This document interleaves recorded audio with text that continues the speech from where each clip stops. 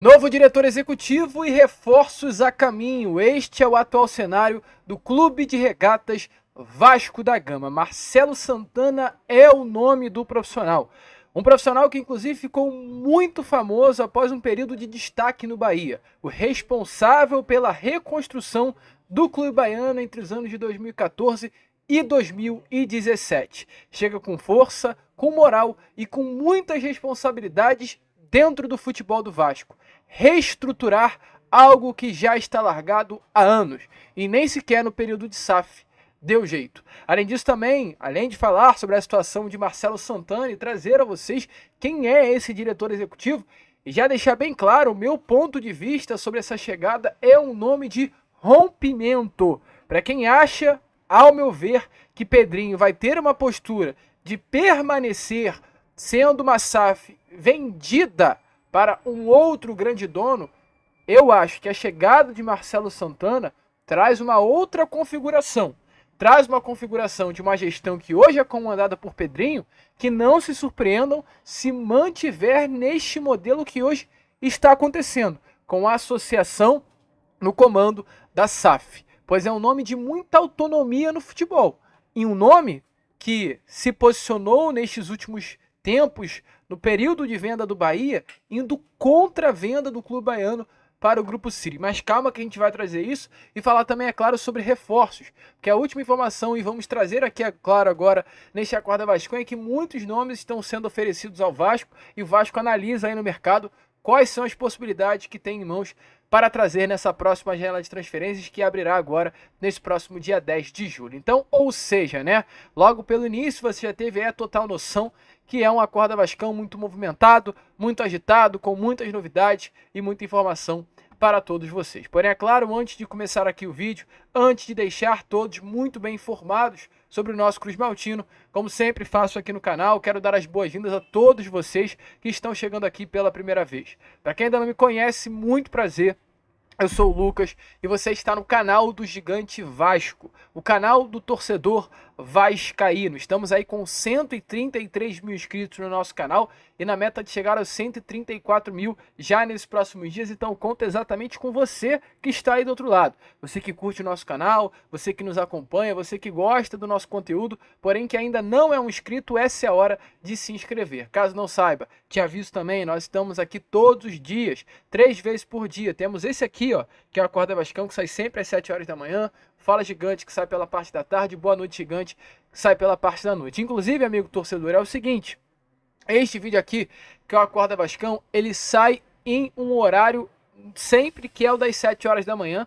Porém, para quem é membro do canal, ele tem acesso exclusivo antes das 7. Então, por volta das 4, 5, 6 horas da manhã, o Acorda Vascão já estará à sua disposição. Então, acima de tudo também, além de se inscrever, se torne um membro aí do canal Gigante. E mandar um abraço para o José Eudes da Silva e o Maxwell Nazaré, os dois últimos membros aí do nosso canal. Muito obrigado aí pelo apoio. Se não fosse pelo apoio de vocês, o nosso canal não chegaria jamais ao lugar algum. Então se inscreva e larga o dedo no like também para ajudar aí a divulgação do nosso Acorda Vascão. Show de bola?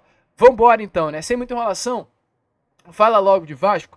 Quero começar aqui, porém, primeiramente, né, este Acorda Vascão falando sobre Campeonato Brasileiro, porque ontem tivemos aí os últimos jogos da 12ª rodada do Brasileirão. Entraram em campo São Paulo contra a equipe do Criciúma e Fluminense e Vitória. 2 partidas com 2 adversários, ou aliás, 3 adversários diretos do Vasco da Gama na luta pela permanência na primeira divisão. O Criciúma, que iniciou a rodada na 13ª colocação, permaneceu após ser derrotado para a equipe de São Paulo pelo placar de 2-1, enquanto Vitória, que ontem enfrentou o Fluminense no Maracanã, o atual lanterna do Brasileirão, venceu o tricolor das Laranjeiras pelo placar de 1-0. Com isso, Vitória ultrapassou o Vasco na tabela, chega à 15ª colocação com 12 pontos, enquanto o Vasco ainda se mantém fora da zona do rebaixamento, na 16ª colocação com 10 pontos. Fluminense se afundando na lanterna do Brasileirão, e o quanto isso para nós, como torcedores do Vasco, é bom. Fluminense tem uma dívida eterna aí de não ter pago aquele rebaixamento, salvo engano, do ano de 2012, onde a Portuguesa caiu e hoje está afundada por conta daquilo, de uma batalha judicial onde o Fluminense conseguiu a vitória, mas esse rebaixamento será pago. A gente espera que seja inclusive pago já neste ano de 2024. Primeiro clube da história a ganhar a Libertadores em um ano e cair no ano seguinte. Esse vai ser o destino do Fluminense Futebol Clube. Mas é claro, o Vasco tem que fazer o seu papel, porque também não estamos numa situação tão boa assim para nos acalmarmos, né? O Vasco aí se prepara agora para enfrentar a equipe do Botafogo amanhã. Hoje é sexta-feira, será o último e único dia de treino, né? Para enfrentar o Botafogo, jogo importante, sábado, às 6h30 da tarde, dentro do nosso Caldeirão de São Januário. Muitos ingressos aí ainda à disposição, então alô, né? Você, torcedor vascaíno, corra lá no site do Sócio Gigante e já garanta o seu ingresso para esse clássico que estará acontecendo no nosso Caldeirão nesse próximo sábado. E o Vasco, é claro, né? Hoje terá treino se preparando para esse jogo contra o Botafogo, mas fora das quatro linhas também o Vasco se mexe muito, se movimenta muito, tanto com relação a reforço, quanto também com relação a mudanças fora das quatro linhas. O Vasco da Gama passará por um grande processo de reformulação. Reformulação do elenco, com saídas e chegadas, e reformulação também na gestão do futebol. Não temos hoje um CEO, no caso da SAF, antes Lúcio Barbosa, após o pedido de demissão, não temos mais ninguém. Não temos mais um diretor financeiro, não temos um diretor executivo, não temos um diretor de comunicação, não temos um chefe de operações, e o Vasco precisa trazer esses nomes. Nem sequer treinador efetivado também temos, né? Temos um interino apenas, Rafael Paiva, que inclusive vem fazendo um grande trabalho. Mas o Vasco precisa ir o quanto antes trazer nomes para essa pasta de reformulação. E ontem, no Boa Noite Gigante, a gente informou a vocês rapidamente, brevemente, sobre a situação do Marcelo Santana. A gente vai trazer com mais detalhes quem é esse novo diretor executivo aqui neste Acorda Vascão, mas deixamos muito bem claro a vocês que a prioridade do Vasco da Gama era atacar primeiro essa pasta da diretoria executiva e, após trazer o diretor executivo, ir fechando essas outras lacunas.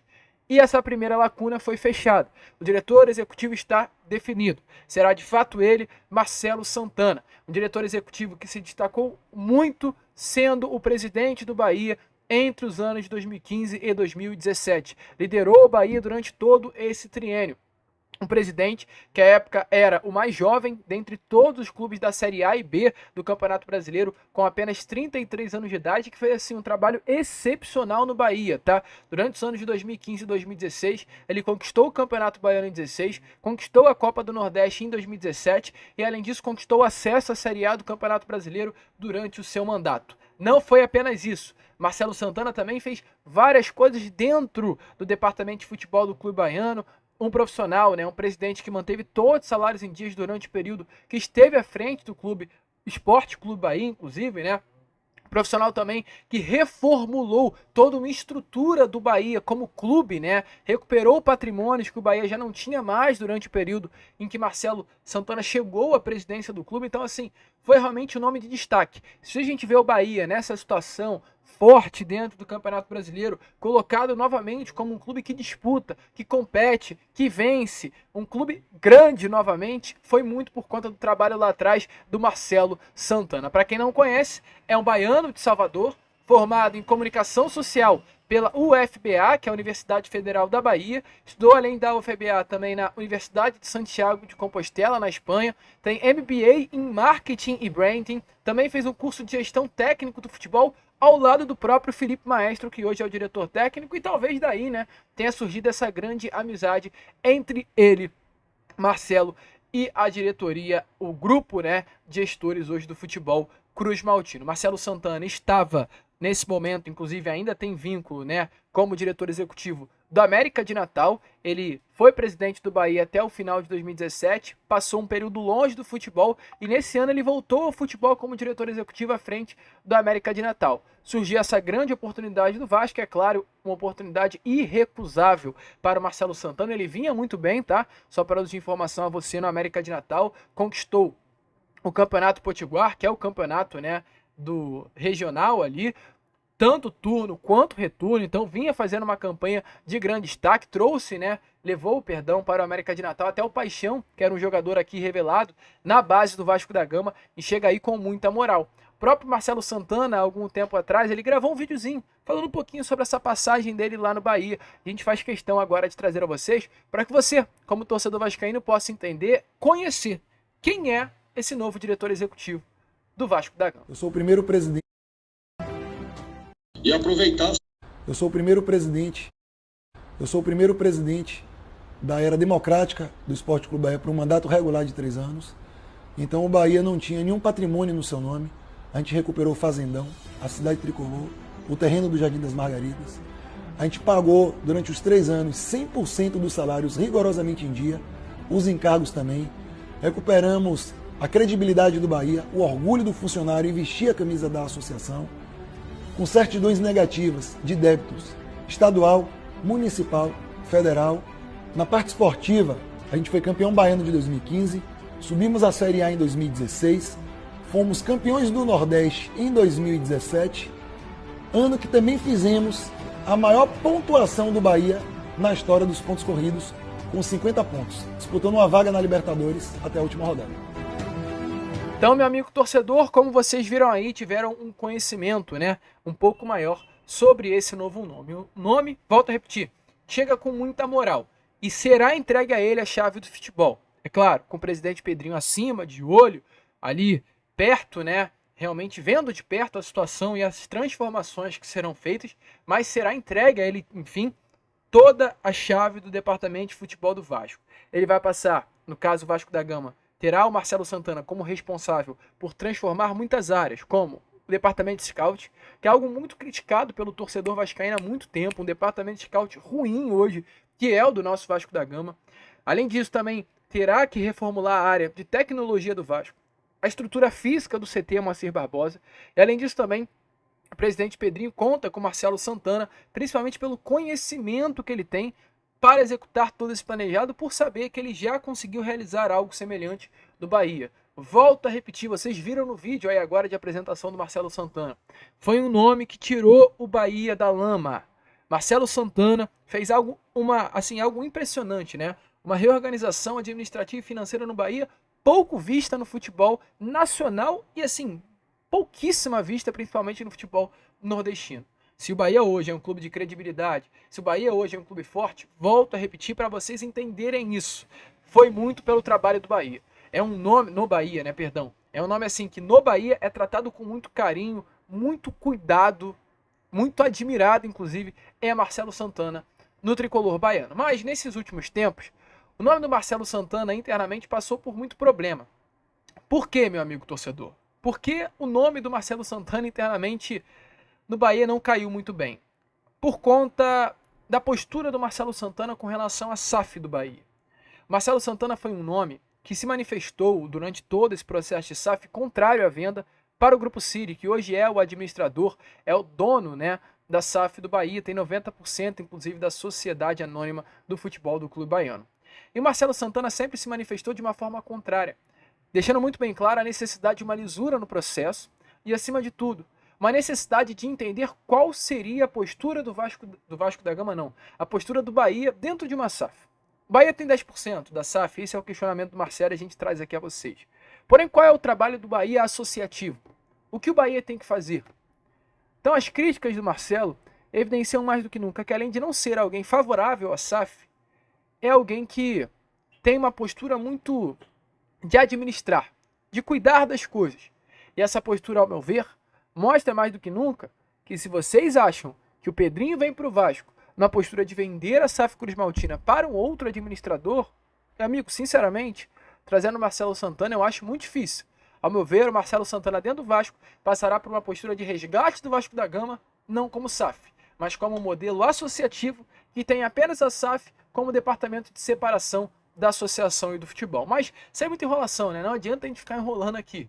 Dê uma olhada aí nas palavras do próprio Marcelo Santana e entendam quem é de fato esse novo diretor executivo do Vasco e a postura que ele tem sobre uma SAF.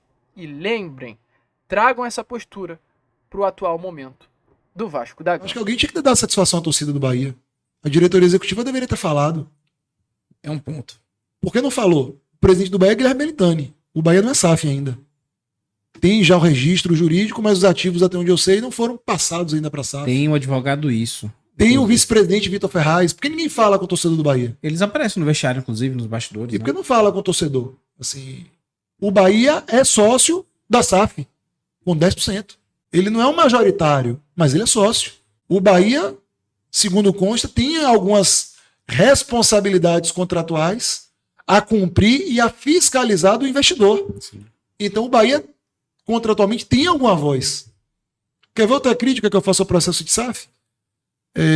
Qual é o projeto futuro para o Bahia? É fiscalizar os 90% do investidor e sustentar os seus 10%? Ou o Bahia pretende trabalhar com outros esportes, visto que se comenta que com o futebol existe uma vedação contratual? O Bahia vai querer voltar a ser um clube que tem atividades olímpicas? Como já teve o vôlei? Como já teve o basquete? Ou essa discussão não vai acontecer e quem quiser se candidatar no final do ano que apresente o que pensa para o Esporte Clube Bahia? Porque a sensação que a gente fica é uma sensação um pouco de vácuo, né? Sim. Tudo bem. De acordo com o virou um Guilherme grupo Belintani. City. Não, já entendi que agora quem controla é o investidor, ele tem 90%. Mas os 10% do Bahia é para fazer o quê? É para ter uma cadeira no Conselho de Administração? Contra 5 do City, que eu sou contra, devia ter 2 pelo menos? 98% votou sim. Eu não votei não, eu estou na minoria. Sim. É para perpetuar a cultura do Bahia ou é para iniciar a cultura do investidor? Iniciar a cultura do investidor, ué. Então, assim, quem é que conhece a cultura do investidor? Repito, nem sempre a gente toma as decisões que a gente gostaria de tomar. Mas quem ocupa papel de liderança, na minha opinião, tem que tomar as decisões que julga necessária. Seja ela popular, impopular, seja a decisão que corta seu coração ou não corta, você está ali para decidir. Você está ali para fazer a gestão daquele ambiente, daquele grupo. Então, meu amigo torcedor vascaíno, é sobre isso. Esse é o novo diretor executivo do Vasco, volto a repetir, chega com muita moral por tudo que ele já fez dentro do futebol. Um baita nome, um baita diretor. A gente espera que o mesmo trabalho que ele realizou como presidente do Bahia lá entre os anos de 15 e 17, o trabalho que ele realizou no América Mineiro em 6 meses de gestão, possa também realizar aqui no Vasco. E só para fechar aqui esse momento do vídeo, esse período do vídeo, sobre Marcelo Santana, ontem o técnico do América de Natal, na partida que estava acontecendo, né, a América de Natal enfrentou aí a equipe do Souza ontem e venceu inclusive o jogo pelo placar de 1-0 pela Série D do Brasileirão. O técnico, no caso do América de Natal, falou sobre Marcelo Santana. E é claro, né, meu amigo torcedor, a gente aqui vai trazer as palavras do treinador do América de Natal, inclusive, olha, rasgando elogios ao atual diretor executivo do Vasco da Gama. Marquinhos Santos, então, anuncia na coletiva a chegada de Marcelo Santana no Vasco e rasga elogios ao novo diretor, Cruz Maltino. Esse é o Marcelo Santana, né, que aceitou uma proposta de um clube gigante, e agradecer pelo tempo que passou aqui. Acho que foi muito gratificante o profissional que é, a pessoa que é, o quanto nós aprendemos com ele, o quanto nós crescemos junto, né, e disse isso a ele. Acho que o América abre portas e não tinha como falar não. E ele é um cara sensacional que teve a experiência como presidente, e aqui o América teve a sua primeira experiência como executivo. Está extremamente preparado, mas eu quero deixar aqui os meus agradecimentos de todo o grupo, de toda a comissão técnica, de todos os atletas, toda a diretoria, por tudo que ele fez, representou, né, e contribuiu nessa caminhada. Né? Não é fácil, é difícil, mas ele agregou, trouxe coisas e mentalidade vencedora, diferente, de um profissional, de um grande profissional que conquistou teve grandes conquistas no Bahia, e na sua primeira saída é fato novo também, e que ele conseguiu rapidamente agregar, conseguiu rapidamente aglutinar todos, e nós agradecemos muito por tudo que ele construiu nesses 4 meses, que vai deixar um legado para a continuidade do trabalho, e fica aqui o agradecimento, né, nosso e do torcedor também, para que possa ter sucesso para onde for, que é um cara sensacional. É um amigo que a gente já nos conhecíamos, não havíamos trabalhado junto. Quando ele foi presidente, eu tinha passado já pelo Bahia, né? Mas aqui a gente só aumentou a admiração, o respeito e o carinho que ele tenha sucesso aí. Uma missão árdua, mas é um gigante da colina, que vai receber um grande profissional e que vai agregar, e que Deus abençoe e proteja o caminho dele nessa caminhada. E aí, torcedor vascaíno animado, acha que vai dar certo um antigo presidente do Bahia chegando no cargo de diretor executivo do Vasco? Um grande rompimento, né? Eu acho isso bom.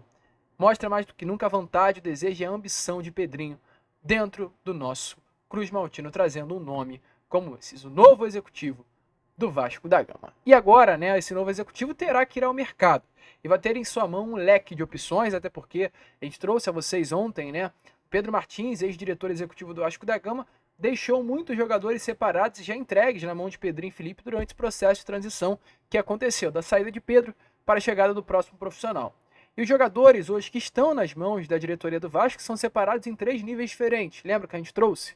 Jogador grande, jogador dentro de um orçamento bom, jogador de composição. E ontem a gente teve, algumas informações sobre exatamente alguns jogadores que estão na mesa do Vasco.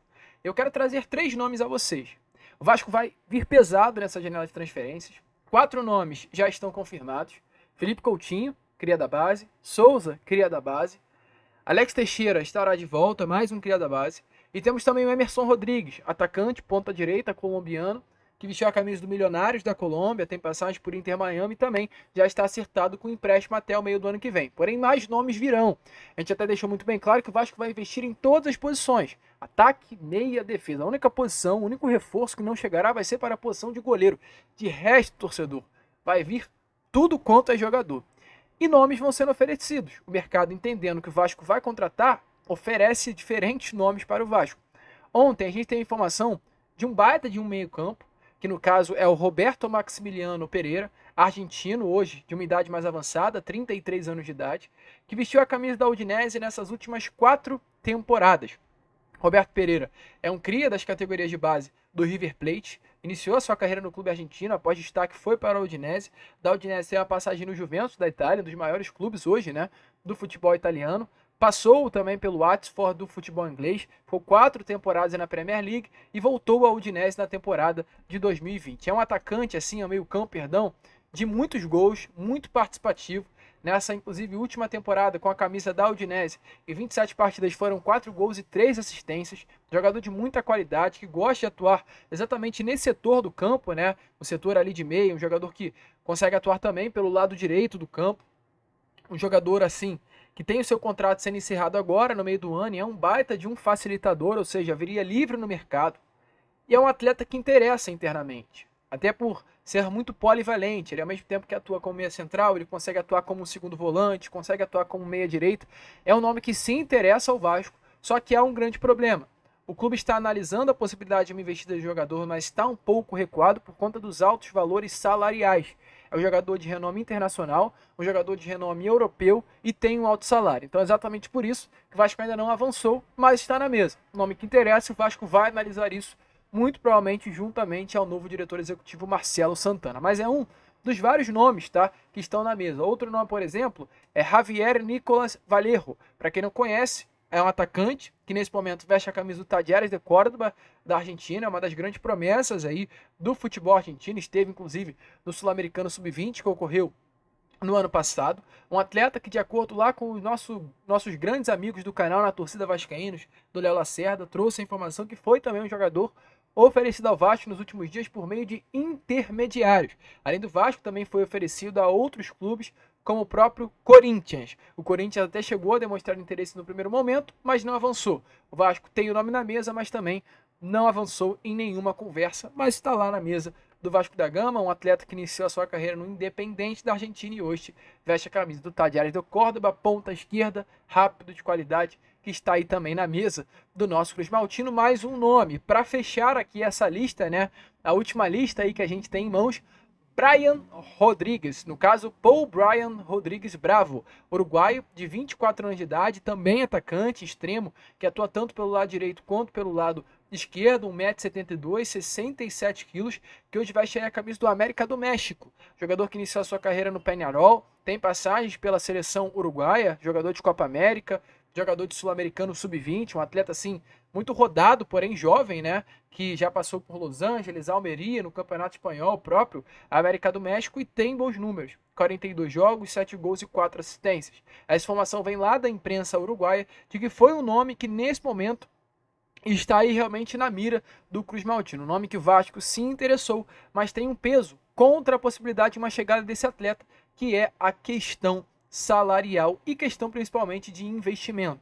É um nome, no caso, gringo, é um nome versátil, um jogador que poderia ajudar muito o Vasco, mas um jogador muito valorizado no mercado do futebol. O Vasco tem sim interesse, o atleta tem também interesse de atuar no futebol brasileiro, o que facilitaria automaticamente as negociações, porém a questão dos altos valores do jogador são um problema. Um nome que até o Flamengo, no ano de 2022, quando ele surgiu com grande destaque, vestindo a camisa do Los Angeles Galaxy do futebol norte-americano, se interessou.